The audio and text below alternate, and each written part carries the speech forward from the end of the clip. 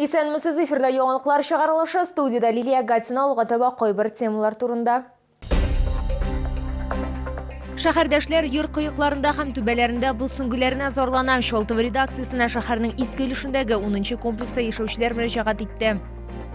Кайбер поселокларда мәктәп, балалар бакчалары төзеләчәк, яшь шәфкать туташлары өчен күп фатирлы йорт сафка басачак. Тукай районында совет утырышы узды. Кул эшләнмәләре, сувенирлар, рәсемнәр, Чаллыда дөнья мәхәббәт белән тула хәйрия ярминкәсе узды. Татарстанда соңгы тәүлектә COVID-19 коронавирус инфекциясы йоктыруның 3746 яңа очрагы ачыкланган, шуларның 315-е 18 яшькә кадәрге булган балалар. Татарстан Республикасы Сәламәтлек саклау министрлыгының хәбәр итүләренчә, 354 кеше хастаханәгә салынган. Күп авыручылар Казанда 1588 кеше һәм Чаллыда 551 кеше. Шулай итеп, 16 февральгә Татарстан буенча коронавирус белән авыруның барлыгы 80629 очрагы билгеле. Аларның 50871 терелгән, 2794 узган тәүлектә.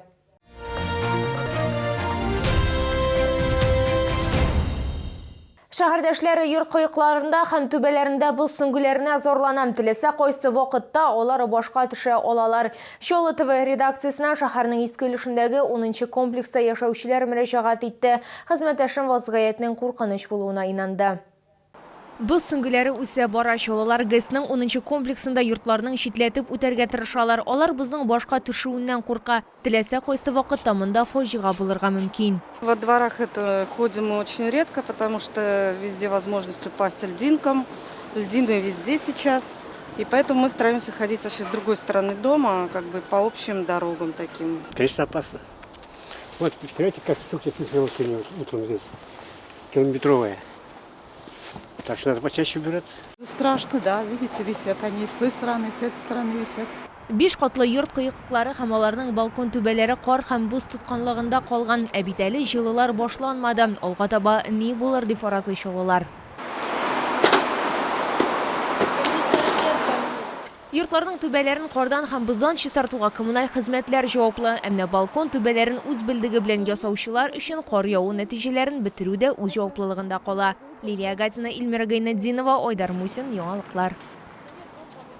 Әгәр сезне берәр проблема борчыса, яки шалтыклы хәбәр җиткерәсегез килсә, безнең редакциянең кайнар элемтә телефонына шалтыратыгыз. 51 31 31 номеры тәүлек буена эшли. Кызыксынган яки борчыган сорауларыгызны WhatsApp хезмәтенә дә юллый аласыз. Фотосурәтләрегезне һәм видеоларыгызны 8939 311 31 31 телефон номеры буенча көтеп калабыз. Безнең хәбәрчеләребез сезнең белән элемтәгә кереп проблемагызны хәл итәргә булышыр. Кирәкле җитәкчеләр белән күз очрашырга ярдәм итәр. Бәлки нәкъ менә киләсе чыгарылышта сезнең мәсьәлә хәл ителер.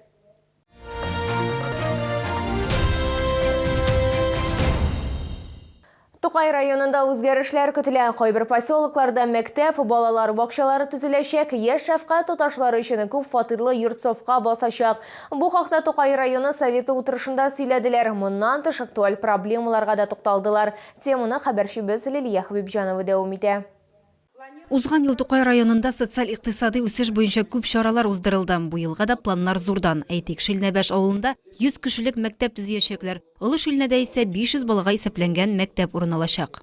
Назрела острая необходимость строительства детского сада в селе Новотроицкое, где 3 группы расположены в здании средней школы, в связи с чем школьников вынуждены обучать 2 смены. Аналогичная ситуация сложилась и в селе Большая Шильна, граничащих с городом и активно застраивающихся сельских поселениях. Общеобразовательные учреждения по мощности не закрывают имеющуюся потребность в местах, в связи с чем дети вынуждены посещать школы города Набережной Челны.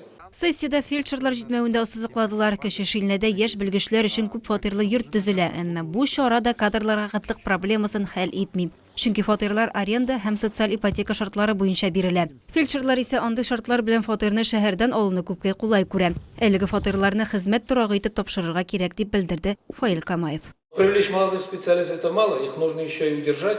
И тут мы столкнулись с другой проблемой. Тукаевская центральная районная больница, обслуживающая сельское население района, находится на территории города Набережной Челны, так как Тукаевский район не имеет райцентра. Приходящие на работу в районную больницу молодые специалисты не могут получить поддержку по программе «Земский фельдшер», «Земский доктор». Тукай Үзәк район хастаханасы Шолының Зәп бистәсендә урнашкан ул беренче дәрәҗәдәге медицина хастаханасы булып санала. Шуңа да карамастан бирдә эшләүче яшь белгечләрнең хезмәт хакы икенче, өченче дәрәҗәдәге учреждениеләргә караганда да түбәнрәк. Әлеге проблеманы һичшиксез хәл итәргә кирәк дип белдерде Тукай районы башлыгы. Лилия Хәбибҗанова, Кирилл Хабзей, Яңалыклар. Кул эшләнмәләре, сувенирлар, рәсемнәр КФУның Яршаулы институты инженеринг күзәгендә дөнья мәхәббәт белән тулы хәйрия ярминкәсе үтте. Акция авыр тормыш хәлендә калган мохтаҗ балаларга ярдәм итүгә юнәлдерелгән.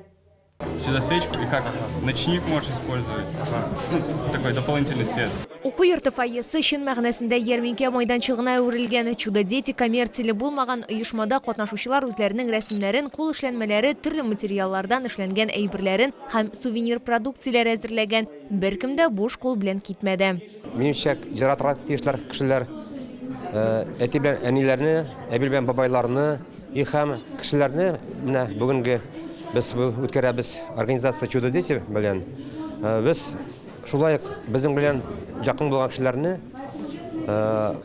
аларның төрлечә була гомердә ситуациялар, алар белән аларны да яратырга безнең сүзләрне өйрәтәбез. Җыелган барлык акчалар Стахи сәүдәгәр йортын үзгәртеп коруга юнәлдереләчәк. Ул бина физик мөмкинлекләре чикле кешеләр өчен төрле юнәлештәге остаханәләр белән тернәкләнү үзәге булачак. Ярминкәдә сатып алынган сувенир бинаны төзекләндерүгә үз өлешен кертү дигән сүз. Для ремонта этого помещения необходимо более 10 миллионов. Сумма очень крупная, потому что само помещение требует больших вложений, так как оно 19 века. Оно принадлежало когда-то купцу Стахееву, и оно, в общем, имеет еще и историческую ценность для нашего города. Поэтому мы на сегодняшний день занимаемся тем, что проводим всевозможные акции, мероприятия и благотворительные концерты. Чудо дети дәвалау педагогикасы үзәгенә 18 яшькәчә балалар йөри, алардан өлкәнрәкләрнең барыр җире юк ди Ася Кислова. Нәкъ менә шуның өчен дә өлкәннәр өчен дә шундый ук үзәк булдыру турында карар кабул ителде. Бинада инде төзекләндерү эшләре башланды. Лилия Гатина, Айдар Мусин, Яңалыклар. Бу сезгә җиткерәсе соңгы мәгълүматыбыз иде. Мин Лилия Гатина сезнең белән сау булашам, исән имин булыгыз.